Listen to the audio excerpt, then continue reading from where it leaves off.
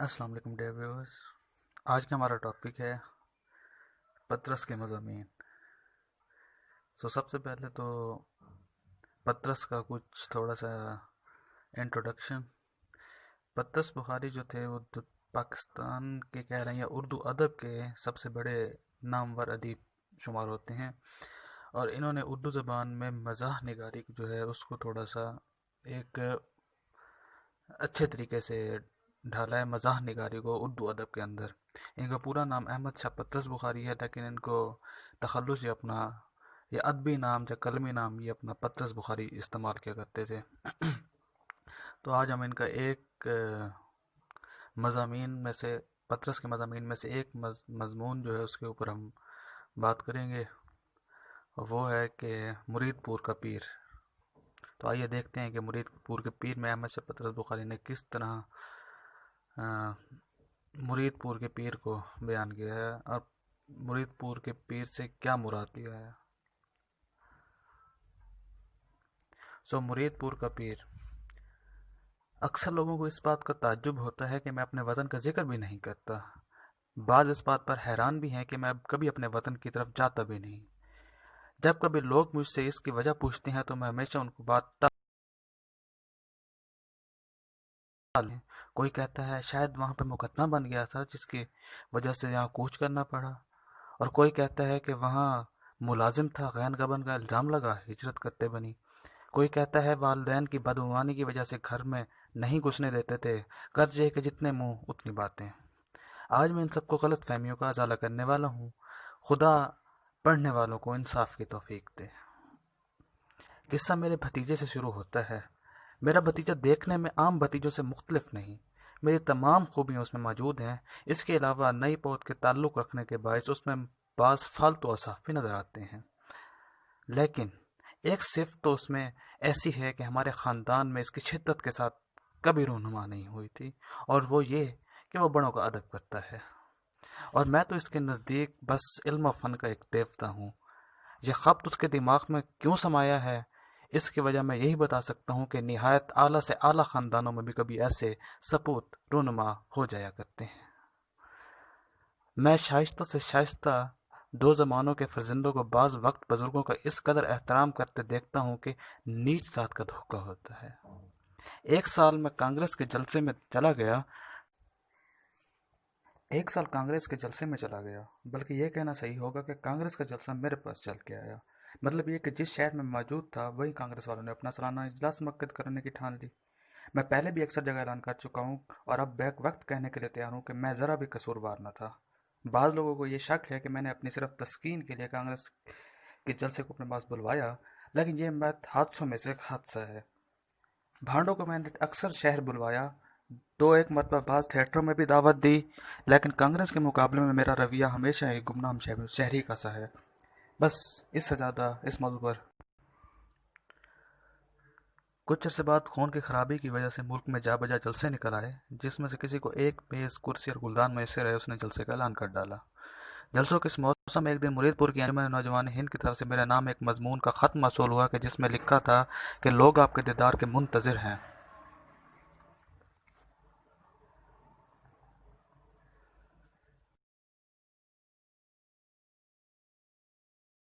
جس کسی کو ایک میز کرسی اور گلدان میسر ہے، اس نے جلسے کا اعلان کر ڈالا۔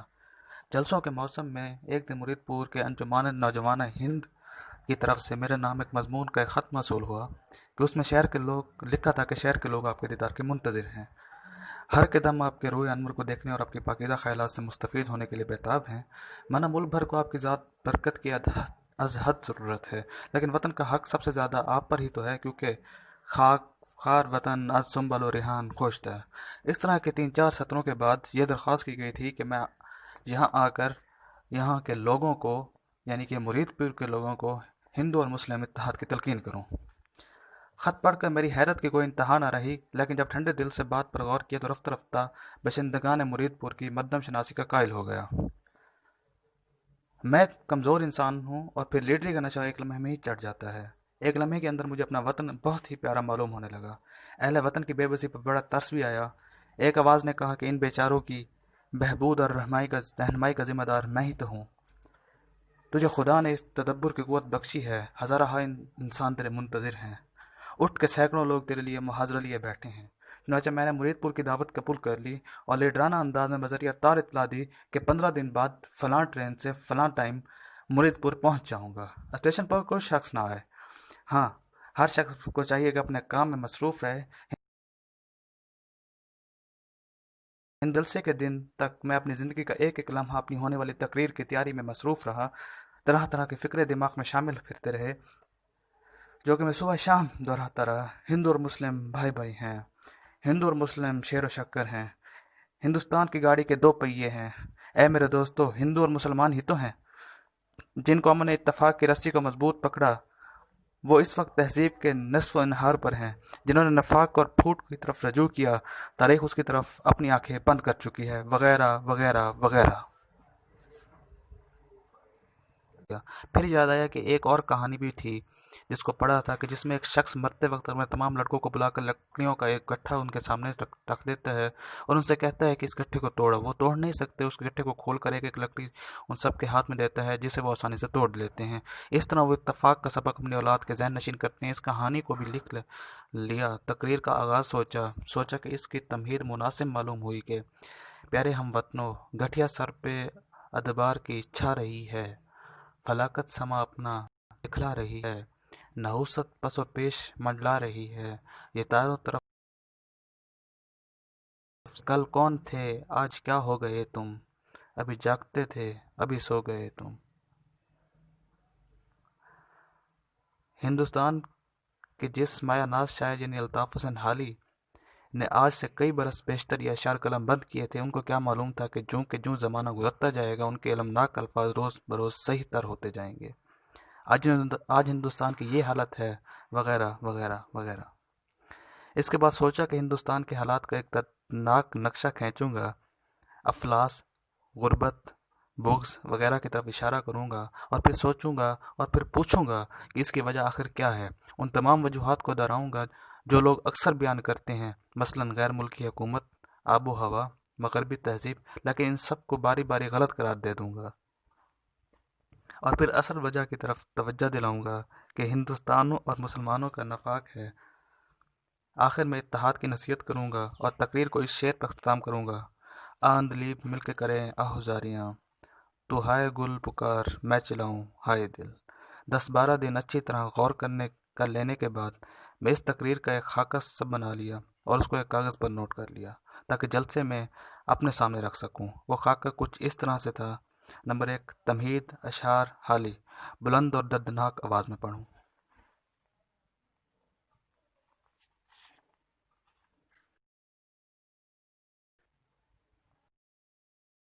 ہندوستان کی موجودہ صورتحال۔ نمبر 2، افلاس، بغض، قومی رہنماؤں کی خود غرضی، اس کی وجوہات: غیر ملکی حکومت؟ نہیں۔ کیا آب و ہوا ہے؟ نہیں۔ کیا مغربی تہذیب ہے؟ نہیں۔ تو پھر کیا ہے؟ وقفہ جس کے دوران مسکراتے ہوئے تمام حاضرین جلسہ پر ایک نظر ڈالوں، پھر بتاؤں کہ وجہ ہندو اور مسلمانوں کا نفاق ہے، نعروں کا وقفہ، اس کا نقشہ کھینچوں، فسادات وغیرہ کا ذکر رقت انگیز آواز میں کروں، اس کے بعد شاید پھر چند نعرے بلند ہوں، اس لیے ذرا ٹھہر جاؤں۔ خاتمہ: خصوصیات و اتحاد کی تلقین، شعر۔ اس کے بعد انکسار کے انداز میں جا کر اپنی کرسی پر بیٹھ جاؤں اور لوگوں کے داد کے جواب میں ایک ہی لمحے کے بعد حاضرین کو سلام کرتے رہوں۔ ایک خاکے تیار کر چکنے کے بعد جلسے کے دن تک ہر روز ایک نظر ڈالتا رہا اور آئینے کے سامنے کھڑے ہو کر بعد مارکا آرا فکروں کی مشق کرتا رہا۔ نمبر 3 کے بعد کی مسکراہٹ کی خاص مشق بہم پہنچائی، کھڑے ہو کر دائیں سے بائیں اور بائیں سے دائیں گھومنے کی عادت ڈالی تاکہ تقریر کے دوران میں آواز سب تک پہنچ سکے اور جب اطمینان کے ساتھ ایک ایک لفظ اور سب اطمینان کے ساتھ ایک ایک لفظ سن سکیں۔ مرید پور کا سفر 8 گھنٹے کا تھا۔ راستے میں سانگلا کے اسٹیشن پر گاڑی بدلنی پڑی تھی۔ انجمن نوجوان ہند کے بعض جوشیلے ارکان وہاں استقبال کرنے آئے ہوئے تھے۔ انہوں نے بارہا میری پرستش کی، انہوں نے مجھے ہاتھ پہنائے اور کچھ پھل وغیرہ کھانے کو دیے۔ سانگلا کے مرید پور کرتا رہا۔ جب گاڑی مرید پور پہنچی تو اسٹیشن کے باہر کم از کم 3000 آدمیوں کا ہجوم تھا جو متواتر نعرے لگا رہے تھے۔ میرے ساتھ جو والنٹیئر تھے انہوں نے کہا: سر باہر نکلیے۔ تو آپ کو لوگ دیکھنا چاہتے ہیں۔ میں نے حکم کی تعمیل کی، بار میرے گلے میں تھے ہار میرے گلے میں تھے، ایک سنگترا میرے ہاتھ میں تھا۔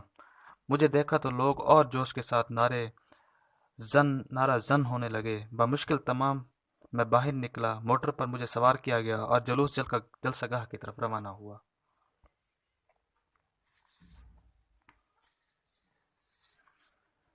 جلسہ گاہ میں داخل ہوتے تو ہجوم 5-6 ہزار تک پہنچ چکا تھا، جو ایک آواز ہو کر ایک ہی نام لے کر نعرہ لگا رہا تھا۔ دائیں سے بائیں سرخ جھنڈیوں پر مجھ خاکسار کی تاریخ میں چند کلمات بھی درج ذیل تھے، مثلا ہندوستان کی نجات تمہیں سے ہے، ہندوستان کی نجات تمہیں سے ہے، مرید پور کے فرزند خوش آمدید، ہندوستان کو اس وقت آپ کی عمل کی ضرورت ہے۔ مجھ کو سٹیج پر بٹھایا گیا۔ صدر جلسہ نے لوگوں کے سامنے مجھے دوبارہ مصافحہ کیا اور میرے ہاتھوں کو بوسہ دیا اور پھر اپنی تعریفی تقریر کا آغاز کیا۔ حضرات، ہندوستان کے جس نامی اور بلند لیڈر کو آج ہم جلسے میں تقریر کرنے کے لیے بلایا گیا ہے،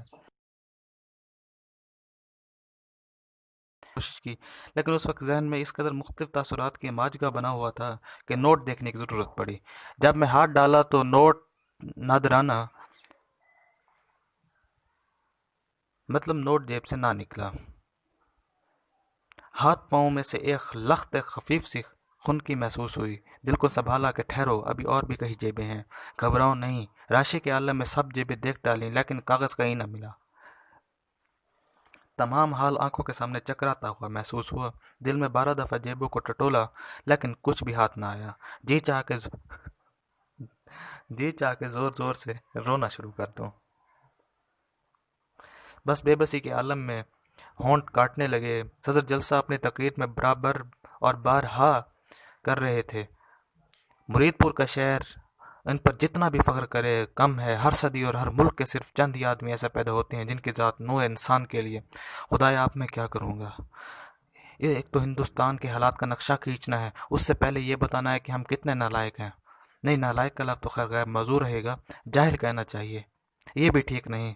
غیر مہذب کچھ بہتر رہے گا۔ ان کی اعلیٰ سیاست دانی، ان کا قومی جوش اور مخلصانہ ہمدردی سے کون واقف نہیں؟ یہ سب باتیں تو آپ جانتے ہیں، لیکن تقریر کرنے میں جو تقریر وہ کہاں سے شروع ہوتی ہے؟ ہندوستان اتحاد پر تقریر، چند نصیحتیں ضرور کرنی ہیں، لیکن وہ تو آخر میں ہیں، وہ بیچ میں مسکرانا کہاں تھا؟ میں تو خود کو یقین دلاتا ہوں اور میں آپ سب کو یقین دلاتا ہوں کہ آپ کے دل ہلا دیں گے، آپ کو خون کے آنسو رلا دیں گے۔ صدر جلسہ کی آواز نعروں میں ڈوب گئی، دنیا میری آنکھوں کے سامنے تاریک ہو رہی تھی۔ اتنے میں صدر نے مجھ سے کچھ کہا، الفاظ تو بالکل سنائی نہ دیے۔ اتنا محسوس ہوا کہ شاید میری تقریر کا وقت آن پہنچا ہے۔ مجھے اپنی نشست پر سے اٹھنا پڑا، چنانچہ ایک نامعلوم طاقت کے زیر اثر اٹھا، کچھ لڑکھڑایا، پھر سنبھل گیا۔ میرا ہاتھ کانپ رہا تھا، دل میں شور تھا، میں بے ہوشی سے ذرا دور تھا۔ نعروں کی گونج ان لہروں کے شور کی طرح سنائی دے رہی تھی کہ جو ڈوبتے ہوئے انسان کے سر پر سے گزر رہی ہوں۔ تقریر شروع کی، لیکن کہاں شروع ہوتی ہے کچھ معلوم نہ ہوا۔ لیڈروں کی خود غرضی بھی بیان کرنی ہے، اور کیا کہنا ہے۔ ایک کہانی بھی تھی، ہاں بلکہ ایک کہانی بھی تھی، بغلے اور لومڑی کی کہانی؟ نہیں، ٹھیک ہے، دو بیل۔ اتنے میں ہاں ایک سناٹا سا چھا گیا۔ لوگ سب میری طرف دیکھ رہے تھے۔ میں نے اپنی آنکھیں بند کر لیں اور سہارے کے لیے میز کو پکڑا۔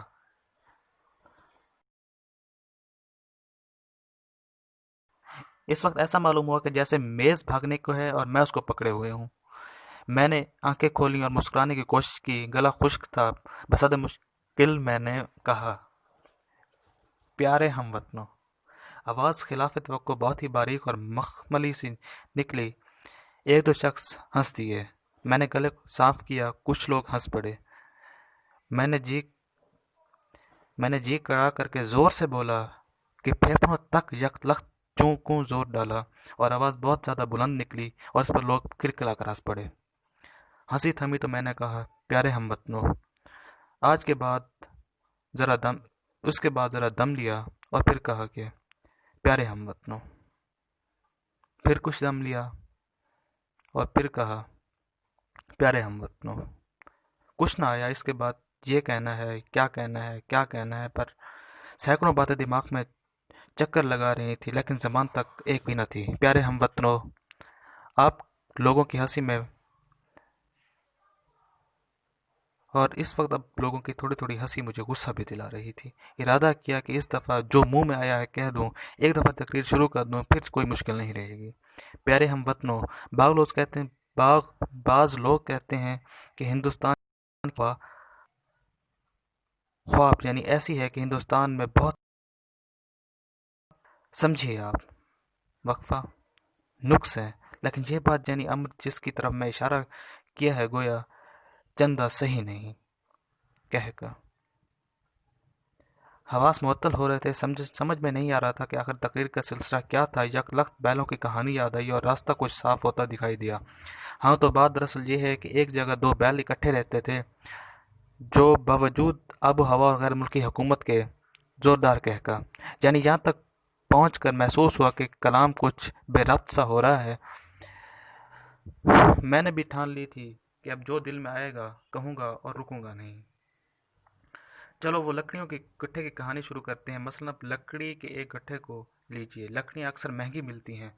वजह यह है कि हिंदुस्तान में अफलास बहुत ज़्यादा है गोया, चूँकि अक्सर लोग गरीब हैं, इसलिए देखिए ना, अगर, और एक ज़ोरदार कहका, हजरात, अगर आपने अकल से काम ना लिया तो कौम फना हो जाएगी। नहुसत मंडा रही है, कह के और शोर होगा, इससे बाहर निकालो, हम नहीं सुनना चाहते।